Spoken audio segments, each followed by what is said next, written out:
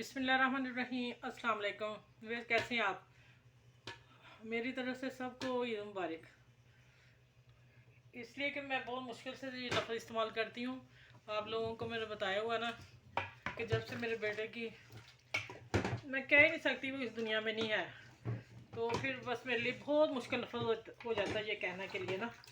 और मैं अब चलें रेसिपी की तरफ आती हूँ। फिर मैं वो भी बात इसी में शेयर करूँगी। ये मैंने गर्म पानी में डाल के रख दिया था। इसका ब्लड पहले मैंने अच्छी तरह धोया, उसमें भी निकला। और मैं बाज़ार वाला गोश्त लाऊं या मैं कुर्बानी वाला हो, ये देखिए कितना ब्लड है। जब ब्लड रहेगा इसमें तो स्मेल आएगी गोश्त की। अब मैं ये निकालने लगी हूँ गोश्त को और इसको बाहर निकालती हूँ और फिर मैं आगे बताती हूँ क्या करना है।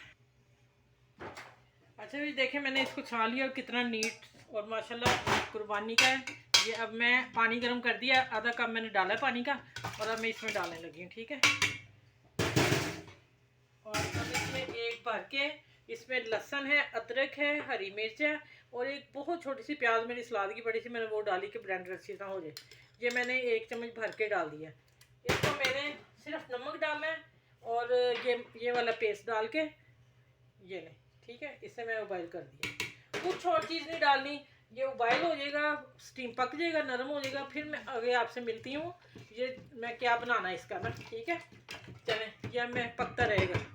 अच्छा, ये यहाँ मैंने आधा आधा कप ऑयल लिया है। ये मैं अभी बताती हूँ किसके लिए। ये मैंने डाल दिया। प्याज मैंने एक चॉप करके इसको ब्लेंडर में पीस लिया और इसका पानी निकाल दिया। ये देखें, मैं किसी और में डाल लूँगी, पानी नहीं डालना आपने। ठीक है, इसको मैं फ्राई करके इधर ये देखें, ये गोश्त दिखाऊंगा आप लोगों को, गरम बहुत ज़्यादा। ये देखें बिल्कुल गल गया, कितना सॉफ्ट है, गरम बहुत है। ये देखें, अभी मैं इसको तैयार करके फिर मैं आप लोगों को बताती हूँ कैसे मैंने कढ़ाई ये बनानी है। अच्छा, ये एक बड़ा टमाटर था, काफ़ी बड़ा, मैंने हाफ लिया। ठीक है, छोटा छोटा कर लिया बारीक। अब इसमें जाएगी, क्योंकि उसमें मैंने कोई मसाले नहीं डाले, खाली नमक डाल के मैंने बॉईल किया था। मिर्च हल्दी जाएगा, हल्दी पाउडर और धनिया पाउडर टेबल स्पून भर के, और नमक मैंने उसमें डाल दिया हुआ। अब इसको थोड़ा सा मैं भूनती हूँ, भून के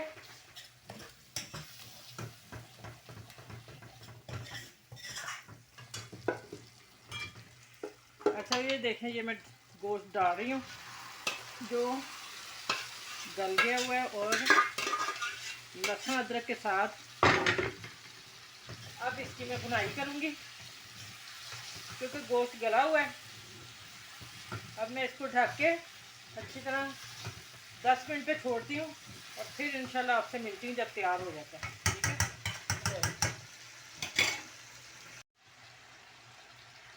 2 टेबल स्पून लबन।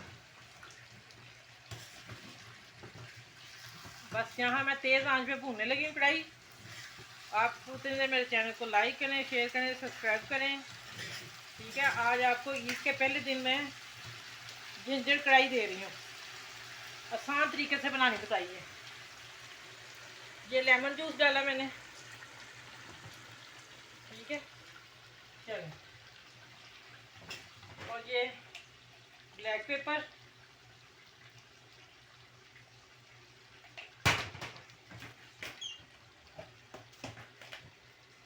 और ये ज़ीरा पाउडर भून के रखा हुआ मैंने। चलिए मिक्स करती हूँ। माशाल्लाह,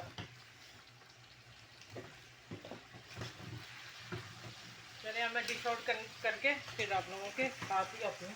हो गया व्यूअर, देखें माशाल्लाह अल्हम्दुलिल्लाह, गोश्त हड्डी ने छोड़ दिया है और हड्डी के साथ ही है।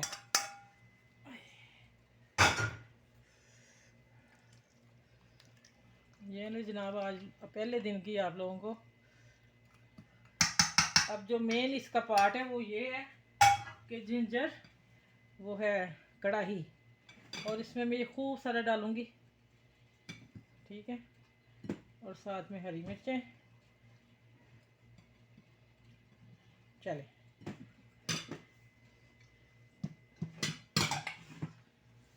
चने आज की कढ़ाई मेरी तरफ से आप सबको ईद का गिफ्ट है, पहले दिन का।